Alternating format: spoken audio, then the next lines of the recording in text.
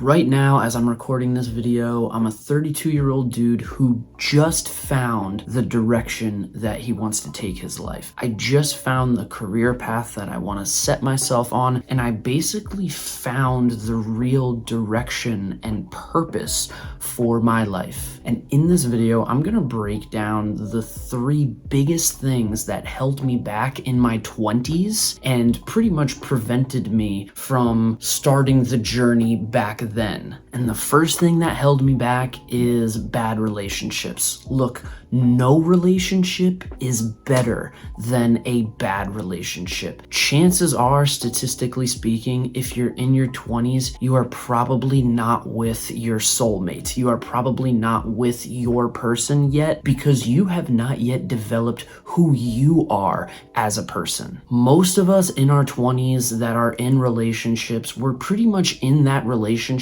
because we have a fear of being alone. There is some sort of wound that is preventing us from staying single and from really trying to discover who we are. We are instead glamorizing this notion of getting married early or being in a relationship, but most of us are just trying to avoid being alone. And these relationships cost money, they cost time, and they are pretty much a big investment. And if you're in your 20s, I want to say 99% of people are not ready to really make the investment of a relationship in order to make that relationship one that's going to stand the test of time and that's going to be healthy. Now, I'm not saying stay single completely throughout all of your 20s. I think you should get yourself out there and talk to people, but I think you really want to confront the fear of being alone. If you are in a relationship and you're a serial monogamous going from one relationship to the other, at some point you're going to need to look yourself in the mirror and really confront why you feel the need to be in a relationship all the time. Number 2, the second biggest thing that held me back is this idea that I needed to be realistic. Some of the worst advice out there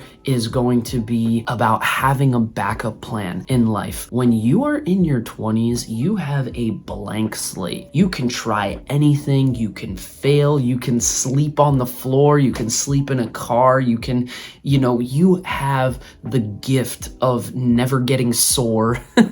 You have the gift of your peak health. And when that's the case, you have to just start going for stuff. And with that, when you have a backup plan and you're like, I need to do what's safe, I have a dream for this, but I still want to be able to have something to fall back on. Everybody that gives you that kind of advice, they are all people that never went after what they really wanted to go after in life. So my question for you is the same question that I wish someone asked me in my 20s. What is exciting for you right now? What is the most exciting thing for you? Go for it. Set that intention that you want to make that thing work. And worst case scenario, it crashes and burns. You have some wisdom there. You take it as a lesson and you find something else that excites you. Believe it or not, that's what life is in general. Whether you want to believe it or not, life is all about going for something and seeing if it's going to work out. And you're going to learn a lesson from it or you're going to get successful from it. That's pretty much what life is. So instead of being 1 foot in, 1 foot out, just jump in there and go for it. Now, number 3, when you start to put together what that vision is, when you start to put together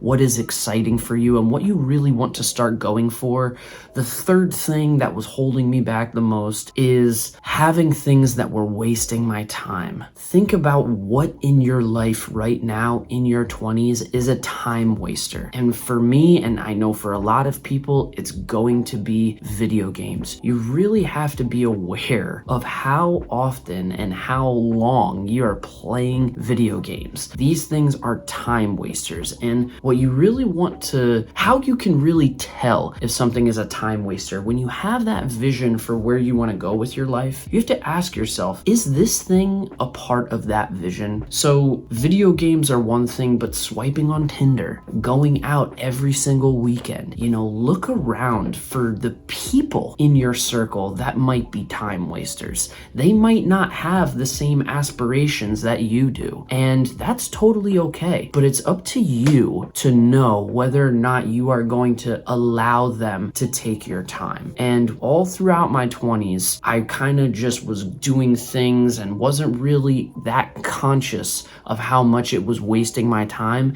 and I really wasn't that conscious of my vision altogether. So that's like the top 3 things, is basically using your time wisely. Yeah, your 20s are for having fun and going out there, but the quicker you can look yourself in the mirror and confront the things that are holding you back, the more successful you can be later on in life. And now I got a bonus for you if you're at this point in the video. This is a bonus for you creative people, you artistic people, the people that really have aspirations in working in the creative field. The biggest thing that is going to hold you back is yourself. And it's going to be the parts of you that you're not very conscious of. The roots of self-sabotage are shame and imposter syndrome and feeling unworthy and feeling like you're not good enough. I spent my time in my 20s chasing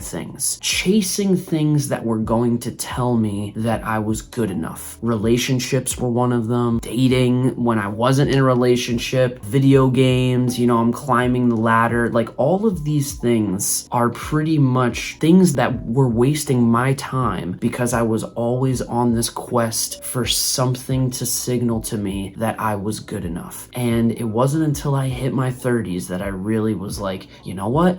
I need to step into therapy. I need to confront what this negative voice is in my head that is making me feel like no matter what I do in my life, it's not good enough. When I'm practicing guitar, I should be doing something else. When I'm doing something else, I should be practicing guitar. When I should be writing lyrics, there was always this voice telling me that I wasn't doing the right thing. And once I started telling myself that I was doing enough and that I was good enough and that I was worthy and that I was on the right path because I was following my excitement, that's when things started to alleviate for me. That's when opportunities started to open up for me. So the quicker you can follow your excitement, put together a vision, and know that when you're acting on that and you're not wasting your time, you are doing the right thing, that is when you are on the path to success. Now, here's what I got on deck that you can further better yourself with. If you are a creative or artistic person, these are the 5 best tips that I can give you if you're in your 20s or whatever. These are the 5 best tips that are going to come from artists that I look up to right to you. All right. And then in this video, this is how we have to start thinking about success. All right. The ideas that we have about success, they're most likely all wrong. So in this video, I break down exactly what you can do to start feeling successful, because when you can start feeling successful, you can start